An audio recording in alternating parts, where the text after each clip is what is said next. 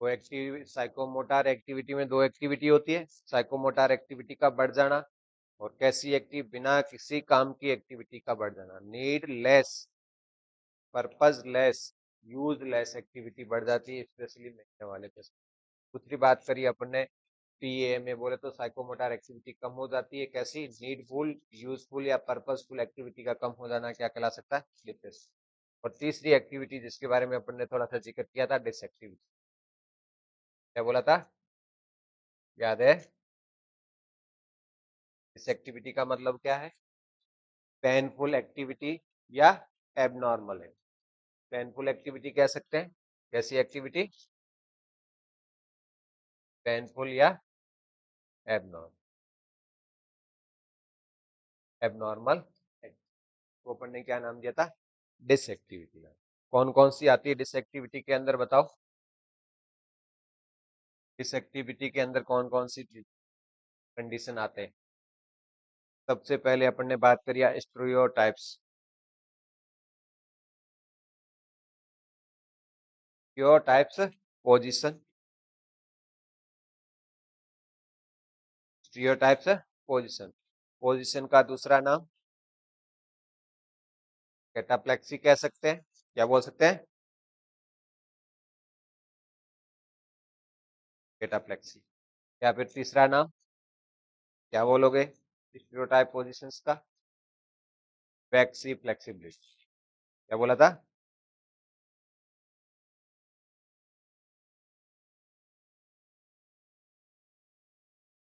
Waxy flexibility. Clear? उसके बाद अपन ने पढ़ी स्टीरियोटाइप्स मूवमेंट्स।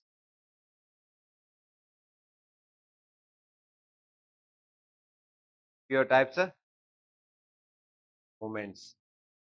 क्या होता है स्टीरियोटाइप्स मूवमेंट्स का मतलब? बार बार एक जैसे मूवमेंट को दोहराना, बार बार एक जैसे मूवमेंट्स को दोहराना, वो क्या कहलाएगा? उसका दूसरा नाम बताओ। स्टीरियोटाइप्स मूवमेंट कह सकते हैं या फिर इसको एक और नाम से जाना जाता है, वर्बिग्रेशन। कोई स्पीच से होता है, मूवमेंट से होता है क्या? क्या होता है? मैनिफेस्ट।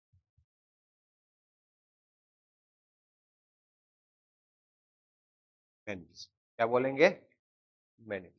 बार बार एक ही तरह के मूवमेंट्स को कर रहा जा रहा है, और मूवमेंट कैसे कर रहा है? वॉलेंट्री हो रहे हैं but unconscious mind.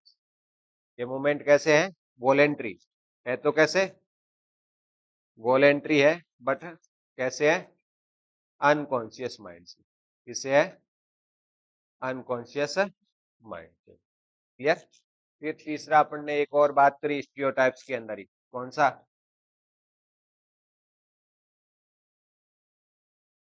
Stereotypes speech. Stereotypes speech का मीन्स क्या होता है? बार बार एक ही वर्ड का रिपीट करना, बार बार एक ही वर्ड का रिपीट करना क्या कहलाएगा? स्टीरियोटाइप्स स्पीच, या इसी को दूसरा नाम क्या कह सकते हैं? वर्बिग्रेशन। क्या बोलेंगे? क्लियर होगी बात? स्टीरियोटाइप्स स्पीच को वर्बिग्रेशन बोलते हैं, स्टीरियोटाइप्स मूवमेंट को मैनरिज्म्स बोलते हैं, स्टीरियोटाइप्स पोजीशन को वैक्सी फ्लेक्सिबिलिटी बोल सकते हैं या कैटालेप्स। समझ में आ गए? तीन। उसके बाद अपन ने और वर्ड डिस्कशन किए थे, कौन से? ऑटोमेटिक बिहेवियर के अंदर दो वर्ड आते हैं। किसके अंदर? Automatic behaviour.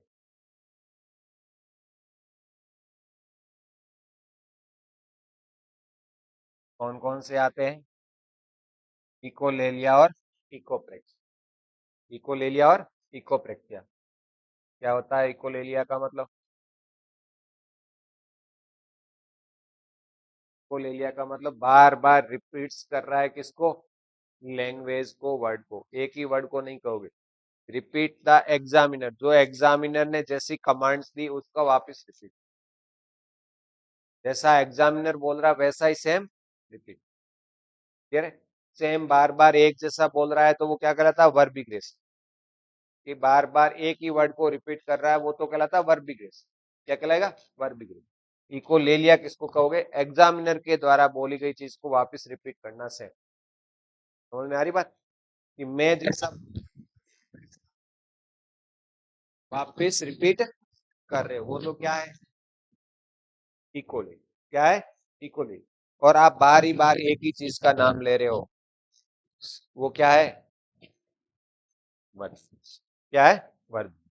दोनों में डिफरेंस है कि पेशेंट्स के द्वारा एक ही वर्ड को बार बार रिपीट करना स्टीरियोटाइप्स स्पीच या वर्बिफिकेशन। एग्जामिनर के द्वारा कुछ भी पूछा जाता है और उसी को वापस रिपीट करना क्या कहलाता है, इकोलेजिया। और एक होता है इकोप्रेक्सिया।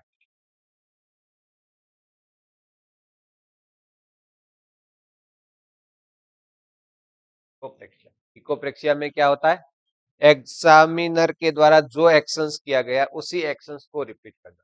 जो एक्शन किया था एग्जामिनर ने उसी एक्शंस को रिपीट करना। कि मैं मूवमेंट करके बोल रहा हूँ तो सामने वाला भी खड़ा होकर मूवमेंट करके फिर बोल रहा है। इसका मतलब क्या कर रहा है, सेम मूवमेंट को रिपीट कर रहा है। जैसा मैंने किया, मैंने ऐसे अंगुली की तो वो भी ऐसे कर रहा है, मैंने ऐसे हाथ किया तो वो भी ऐसे हाथ कर रहा है, मैंने ऐसे बात की तो सामने से मेरे सामने भी ऐसी तरह से हाथ खड़ा करके वापिस चीजों को रिपीट कर रहा है। वो क्या कहलाता है, क्लियर हो गया।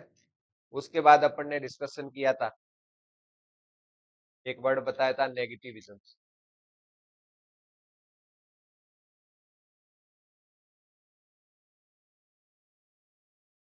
क्या होता है नेगेटिविज्म का मतलब, नेगेटिविज्म का मतलब भूल गए,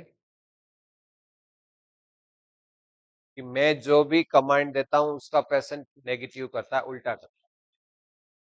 क्या करता है, उल्टा। कि मैंने कहा आप खड़े हो तो वो खड़ा था तो बैठ जाए, मैंने कहा बैठे रहना तो खड़ा हो रहा है, मैंने कहा क्लास से बाहर चले जाओ नहीं जाएंगे, मैंने कहा क्लास में बैठना तो बाहर। इसका मतलब क्या है, नेगेटिव। जैसे ही मैं कमांड्स दे रहा हूं उसका अपोजिट, जैसी पेशेंट्स को कमांड्स दी जा रही है उसका अपोजिट करना क्या कहलाता है, नेगेटिव। कि ऐसी एक्टिविटी, जैसा आप एक्टिविटी करने के लिए बोलते हो उसकी अपोजिट एक्टिविटी करता है, उसको क्या बोलेंगे, नेगेटिव।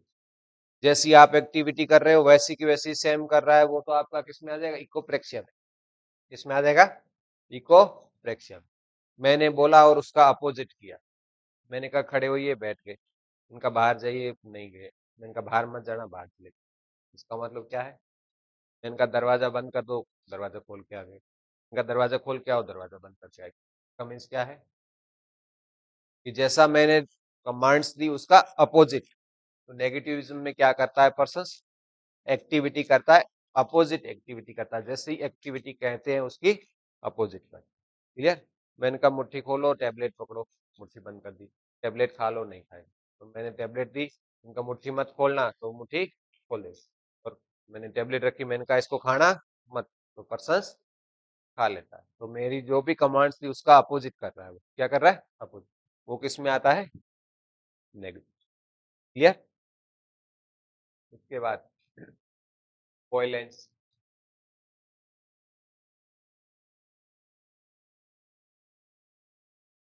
वॉयलेंस का मतलब क्या है,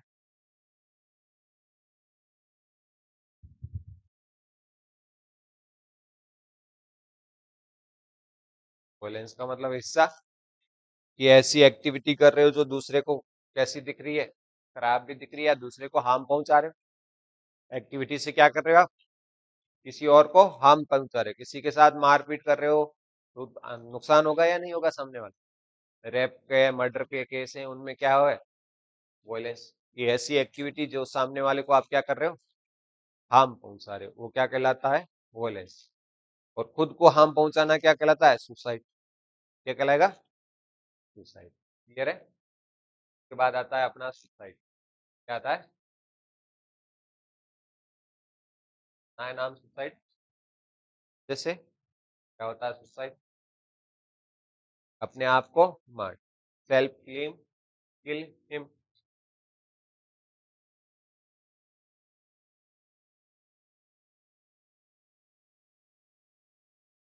सेल्फ क्लेम हिम। कई बार क्वेश्चंस आते हैं, suicide is a disorder of activity. क्या है, एक्टिविटी। किसका है, एक्टिविटी।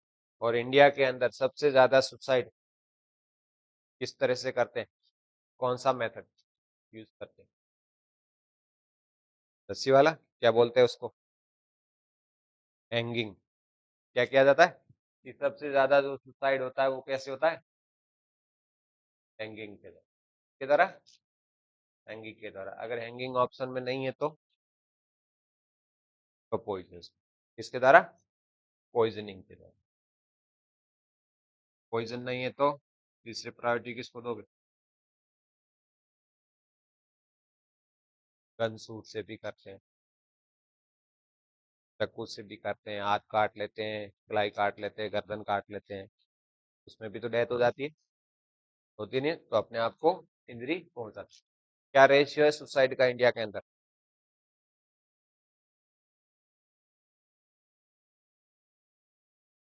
1 लाख में कितने लोग सुसाइड करके मरते हैं? 1 लाख पॉपुलेशन पर 10 से 11।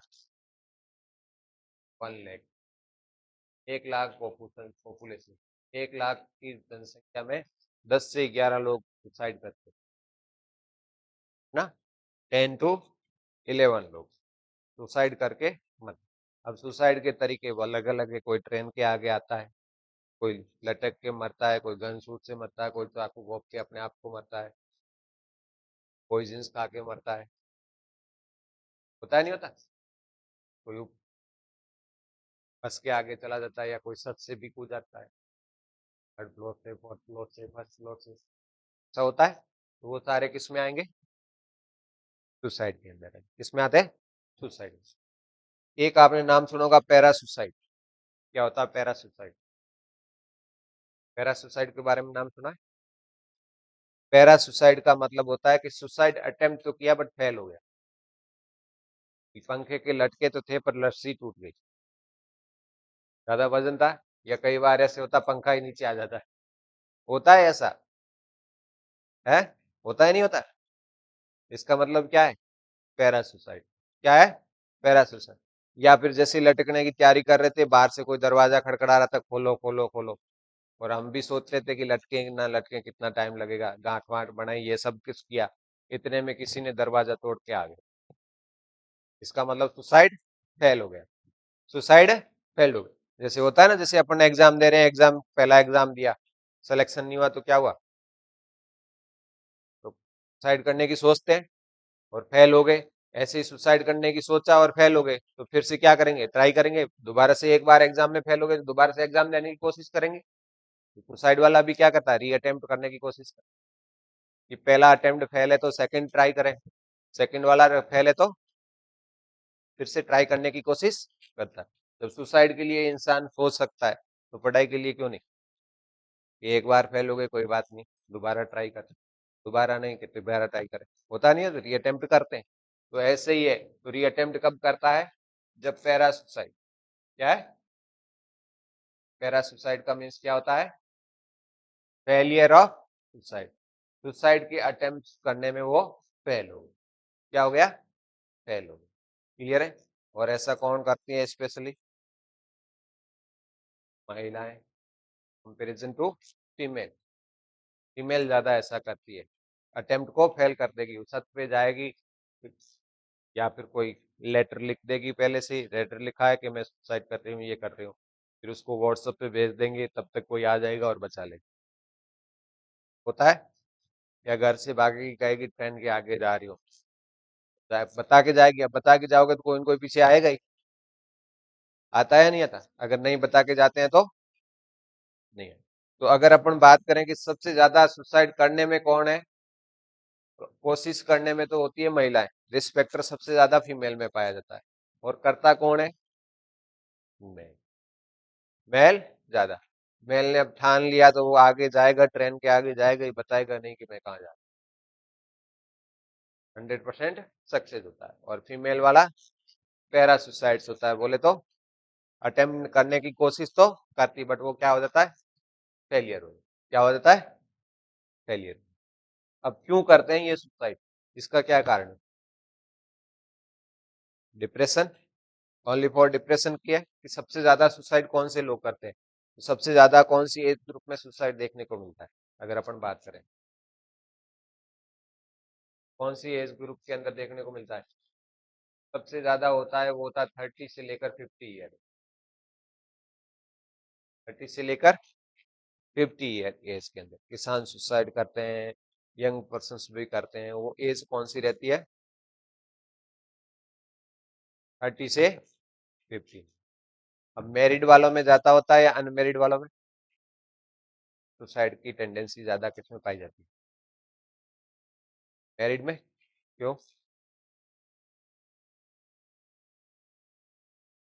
मैरिड से ज्यादा अनमेरिड है? अनमेरिड ज्यादा है। अनमेरिड, अनमेरिड को और ज्यादा, 30 साल हो गई है, शादी नहीं हुई, अब लड़की मिलेगी नहीं मिलेगी, फैमिली जॉब नहीं लग गई, ये नहीं हुआ वो। का मतलब क्या है? मेरिड वाला दो लोग होंगे तो एक समझाएगा तो फिर भी समझ जाएगा, आपस में समझ आता।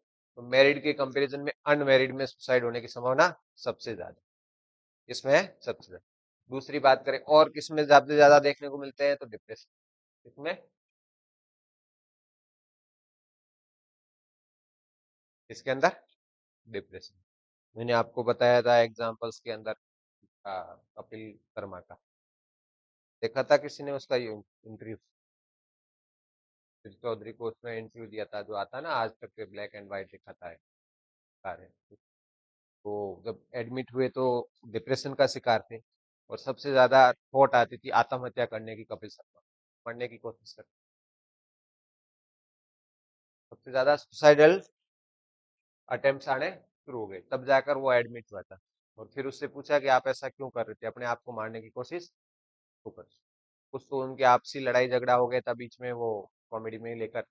फिर उसने कहा दूसरा सबसे कि मैं हमेशा लोगों के साथ रहता हूँ, जहां पर भी कोई भी शो करते हैं, फंक्शंस करते हैं, तो हमेशा कहाँ रहता है? पब्लिक भीड़ के साथ रहता है। अब जैसे ही घर पे जाता हूँ तो दो कमरों में बंद हो जाता हूँ एक फ्लैट के अंदर। मेरी आदत लोगों के बीच की रहनी। घर पे लोग ना किसी से मिल सकते हैं, क्योंकि इतने बड़े सेलिब्रिटी हो गए, ना खुद अपनी इच्छा से बाहर निकल सकते हैं, कहीं चौपाटी पे कहीं पर भी मूड खराब हो गया बाहर जाकर बैठ जाए, ऐसा पॉसिबल नहीं। घर में कभी कभार क्या होता है, किसी के लड़ाई झगड़ा होता है तो एक बाहर निकलता है, थोड़ा बाहर घूम फिर के टहल के आ जाता, तो माइंड शांत शांत हो जाता। वो कह रहा है कि अब जब भी घर में ऐसी कुछ भी कंडीशन आती तो मैं मेरे बाहर भी नहीं जा सकता। मुंबई जैसी सिटी में रह रहा हूँ, पर मैं कहीं भी चौपाटी पे, जू पे, समुद्र के किनारे, लहरों के किनारे जाकर बैठ नहीं सकता। क्यों? क्योंकि हर कोई जानता है, पब्लिक आकर इकट्ठा हो जाएगी कि आप यहाँ पर कैसे। उसके लिए क्या चाहिए? सिक्योरिटी, सारे लोग चाहिए। कहीं पर भी जाना है तो लोगों के बीच में ही रहकर जाना पड़ सकता है, पर्सनली कुछ भी नहीं कर सकता। और अब ऐसा कोई अपना दुख भी है जिसको अपन सब लोगों के सामने भी नहीं बांट सकते, सबके सामने नहीं बांट। इसलिए वो कह रहा है कि ज्यादा बड़ा लोग भी इंसान को नहीं बढ़ना चाहिए, कि कम से कम घुल मिले, एक दूसरे के साथ बैठ जाए, एक दूसरे को बात शेयरिंग करे, ऐसा पर्सन होना चाहिए। जितना बड़ा होता है उतना बड़ा दुख होना शुरू हो जाता है। उन्होंने अपनी ये सारी घटनाएं बताई, इसलिए मैं हमेशा जब भी जाता अकेला रहता, बस वो मुझे दो कमरों में बंद सी जिंदगी लगती, फिर लगता कि यार ये इस दुनिया से चला जाना, कैसी क्या जिंदगी। इनमें तो आप हजारों लोग मिल रहे हैं और रात में आप अकेले रहे, आप किसी के साथ नहीं रह सकते, आप किसी के से बात नहीं कर सकते। इसका मतलब क्या है कि उसको सुसाइडल अटेम्प्ट्स आने लगे, आत्महत्या की वो सोचने लगे। वो क्या हो गया?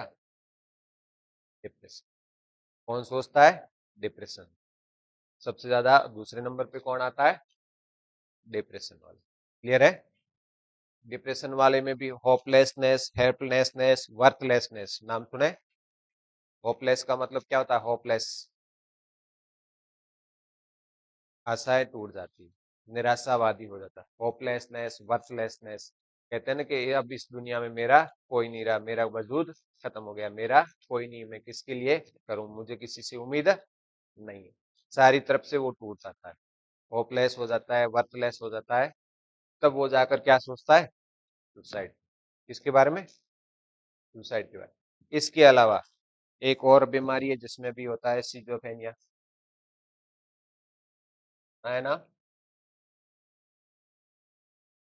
सिजोफ्रेनिया वाला वैसे सुसाइड करता नहीं है ज्यादा, पर अगर मैं जैसे इस एज ग्रुप की बात करूं, प्री मेच्योर डेथ का मतलब समझते हो? प्री मेच्योर डेथ किसको बोलते हैं? एज, जितनी एज है, जैसे अपन कहें 70 ईयर या 67 ईयर का एज है एक एवरेज पर्सन की गिने 67 ईयर। 67 ईयर बोले तो अब 40 ईयर में ही वो मर जा रहा है। इसका मतलब क्या है? प्री मैच्योर हो गई डेथ, कि अपने समय से पहले उसकी डेथ हो जाए। और प्री मैच्योर डेथ होने का सबसे बड़ा कारण है सीजोफ्रेनिया। क्या है? सीजोफ्रेनिया। सीजोफ्रेनिया वाला मरीज 50 साल से ज्यादा की उम्र में नहीं जीता। क्यों? क्योंकि बहुत सारे फैक्टर काम करेंगे यहाँ पर। कौन से फैक्टर काम करते हैं? देखो, सीजोफ्रेनिया वाला होगा तो ना तो अच्छे से खाना पीना खाएगा, न्यूट्रिशन पे भी ध्यान नहीं रहेगा, अपनी एक्टिविटी पे, हेल्थ पर ज्यादा ध्यान नहीं देगा। इसकी वजह से भी तो पर्सन की डेथ हो जाती है। तो कहा जाता है प्री मेच्योर डेथ कौन सी बीमारी की वजह से होती है? तो कारण साइकेट्री की कौन सी बीमारी है वो? सीजोफ्रेनिया। कौन सी है? क्लियर हो गया? इसके अलावा अब इस ये तो कारण है, इससे भी सबसे मेन कारण कौन सा होता है कि किसी के अंदर सुसाइड। अब मान लो, कैसे पता चलेगा कि इसने सुसाइड किया? तो कारण क्या था? कुछ हार्मोन्स भी होते हैं जो सुसाइड के लिए रेस्पॉन्सिबल।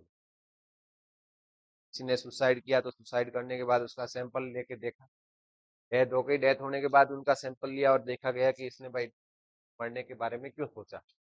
उनका सैंपल लेते हैं और सैंपल लेने के बाद उनके सेरोटोनिन का लेवल देखते हैं। किसका? सेरोटोनिन। नाम सुना है सेरोटोनिन का? सेरोटोनिन एक हार्मोन है, और इस सेरोटोनिन का लेवल देखा तो क्या देखने को मिला? कम। क्या है? कम। जब भी सेरोटोनिन बढ़ा हुआ रहता है तो पर्सन हैप्पी रहता है। क्या रहता है?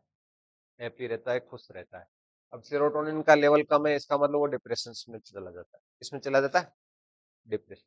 एक और टेस्ट किया जाता है सुसाइड के दौरान, 5HIAA है ना? 5HIAA टेस्ट, कहीं सुना है नाम इसका? एच का मतलब होता है हाइड्रोक्सी। क्या है? हाइड्रो। आई का मतलब है इंडो। ए का मतलब है एसिटिक एसिड।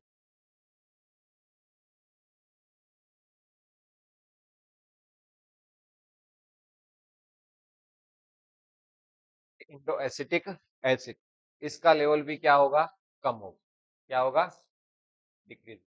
इसके अंदर सीएसएफ के अंदर, इसके अंदर सीएसएफ के सैंपल देखेंगे, और सीएसएफ के सैंपल में आपको 5HIAA टेस्ट देखते हैं, और सीएचएफ का सैंपल लेंगे इस पर्सन का। किसका? सीएचएफ। और सीएचएफ का लेवल देखेंगे तो सीएचएफ में 5HIAA कम क्यों होता है? तो कम होने का कारण है सेरोटोनिन की वजह से। सेरोटोनिन जब कम होगा तो सीएसएफ में इसका लेवल भी कम हो जाएगा, और इसका लेवल जब कम हो जाएगा तो पर्सन के माइंड में थॉट आएंगे। क्या थे? सुसाइड के थॉट। क्लियर है? तो ये सुसाइडल आने के कारण अनमेरिड हो सकता है, डिप्रेशन हो सकता है, सिजोफ्रेनिया हो सकता है, सेरोटोनिन हो सकता है, और 5HIAA की वजह से भी क्या हो सकता है? पर्सन सुसाइड कर सकता है। इसके अलावा भी हो सकता है छोटे मोटे, कई बार स्ट्रेस में रहता है, कोई बहुत बड़ा लॉस हो जाता है, कर्जा बहुत ज्यादा हो जाता है, नहीं चुका पाता है। उस कंडीशन में जैसे किसान होते हैं, कई बार कर्जे में फसल खराब हो जाती, सुसाइड कर ले। होता नहीं होता? तो वो सारे रिस्क फैक्टर में आते। किसमें आते हैं? रिस्क फैक्टर के अंदर। अब इन सारे के सारों का मैनेजमेंट करना, तो क्या मैनेजमेंट? कोई मैनेजमेंट है सुसाइड को रोकना है तो?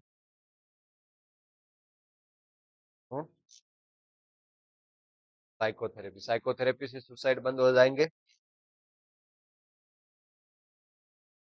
बताओ।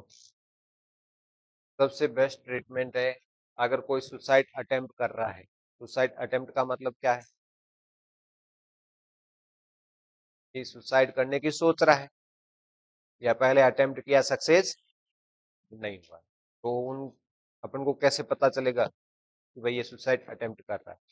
उनकी एक्टिविटी से पता चल जाएगा। किसी से बातचीत करना बंद कर रहा है, घर वालों से कोई मतलब नहीं रख रहा है, खाना पीना नहीं है, अलग रहना पसंद कर रहा है, बात करना पसंद नहीं कर रहा है, या फिर कोई उसकी चिट्ठी मिल गई कहीं पर, या किसी के व्हाट्सएप मैसेज मिल गए। ऐसा होता है ना। अब वार्ड में भी कई बार जाते हैं ना, तो पेशेंट कहता है कि डॉक्टर साहब ये दवाई दे रहे हैं आपको।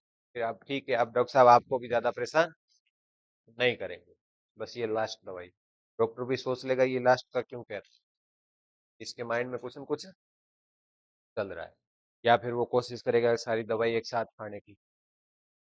बार ऐसे भी कर लेते हैं।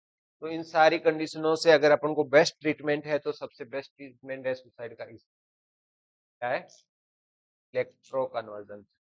सबसे बेस्ट क्या है, ऐसे मरीजों को ईसीटी लगाओ, 3 से 4 ईसीटी दोगे उनकी सुसाइडल थॉट खत्म हो जाएगी, सुसाइडल आइडिएशन बंद हो जाता है, तो सुसाइड के बारे में सोच रहा था। सबसे बेस्ट ट्रीटमेंट क्या माना गया है, ईसीटी माना। क्लियर है। इसके अलावा आप मेडिसिन दे सकते हो, एंटी सुसाइडल मेडिसिन भी आती है। कौन सी होती है एंटी सुसाइडल,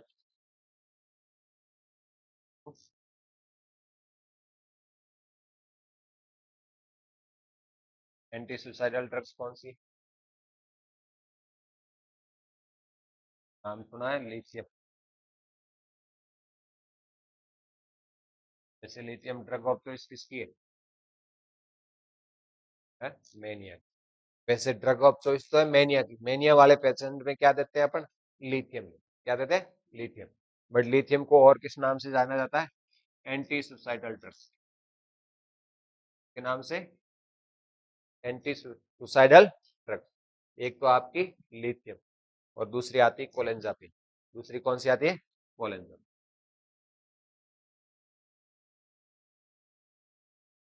कोलेंजापिन कौन सी, कोलेंजापिन। ये दोनों ड्रग्स बेस्ट है, अगर ये दोनों आ जाती है ऑप्शन में तो बहुत, दोनों दोनों में कोई भी एक आएगी तो आपका पहला प्रायोरिटी लिथियम को, दूसरा है कोलेंजापिन। दोनों कैसे ड्रग होती है, एंटी, कह रहे, इनमें से एक दो क्वेश्चन पूछे गए हैं पीजीआई चंडीगढ़ के अंदर। इनमें एक तो ड्रग्स के बारे में पूछा गया है, तो एंटी सुसाइडल ड्रग्स कौन सी है, लिथियम। और दूसरा ऑप्शन कोलेंजापिन भी, क्या था, कोलेंजापिन। क्लियर हो गया, समझ में आ गया। उसके बाद अपन ने सारी चीजें डिस्कस कर ली कि सेरोटोनिन के लेवल के कम होने से सुसाइड हो सकता है, और क्या है, कौन सा टेस्ट करवा सकते हैं, तो 5-HIAA टेस्ट होता है, हाइड्रोक्सी इंडो एसिटिक एसिड का लेवल देखते हैं, किसके अंदर देखते हैं, CSF के। ये क्या मिलेगा, कम, और ये कम होने का कारण है सेरोटोनिन। क्या है, सेरोटोनिन। अनमेरिड लोगों में ज्यादा होता है, साइकेट्रिक बीमारियां हैं जिसमें आपका डिप्रेशन है, सिजोफ्रेनिया, इनके अंदर भी देखने को मिल सकता है, के अंदर भी देखने को मिल सकता है। इसके अलावा जितने भी, जैसे एल्कोहलिज्म वाले मरीज में भी सुसाइडल टेंडेंसी देखने को मिल सकती है आपको, इसके अंदर एल्कोहलिज्म, जितने भी डी एडिक्शन वाले लोग हैं, जो भी नशा करते हैं, चाहे गांजा की बात करो, चाहे भांग की बात करो, चाहे अफीम की बात करो, ये सारे जितनी भी चीजें हैं, इनको जितने भी लोग यूज कर रहे हैं, अगर उनमें भी सुसाइडल टेंडेंसी या सुसाइड करने की रिस्क सबसे ज्यादा रहती है, इन लोगों में भी सुसाइड करने की रिस्क सबसे ज्यादा रहती है। क्लियर है। सबसे बेस्ट ट्रीटमेंट आपको क्या कहोगे, ईसीटी। क्या कहोगे, क्लियर, समझ में आ गया। चलो लिख लिया जाए इसको भी, देखिए